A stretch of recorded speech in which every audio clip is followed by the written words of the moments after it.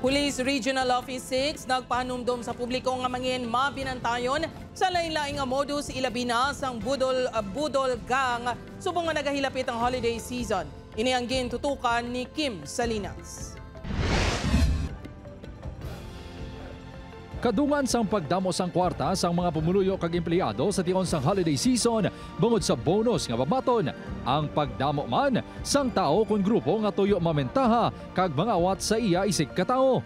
Si Rose nadudla na sang nabiktima sang salisi modus sang yara pa ini sa Manila sa tunga sa madamo nga tao. Todo halong na ini sa karon ilabi na nga nagahilapit ang Yuletide season. May gani kay gamay lang ang sulod sang wallet. Kinalan may upod ka.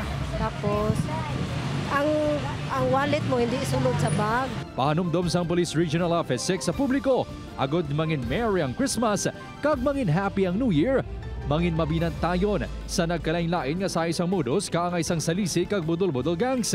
Pickpocket, ilabi na sa mga lugar nga madamo nga tao kaangay isang malls kag iban pa nga balaligyaan kag mga terminal.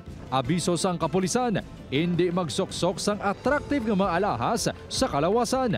Hindi man magdala sang madamo nga cash sa bag. Mangin alerto man sa makaduluda nga tao sa palibot. Much better nga hindi siya masyado attractive. Kay kung masyadong attractive yung jewelries nga gina-wear sa isa ka individual, it could be maka-attract ng attention sa mga lawless element. Si Christine apisar nga wala makaagi biktima sang kawatan, ginasiguro sini ang iya bag gagamit kunini ang magpamakal. Kalabanan na ni Bandi, kitaan ka kuno nila kuno abi. Tapos lingawon ka bala. Liti mo kay ginakuot na sa bag mo kuno ano da. Nagadugang man sang police personnel ang PRO6 kung makitaan sang pagpugok sang tao sa convergence area sagud masiguro ang ila seguridad. Upod Kirmel Porquia, Kim Salinas, 1 Western Visayas.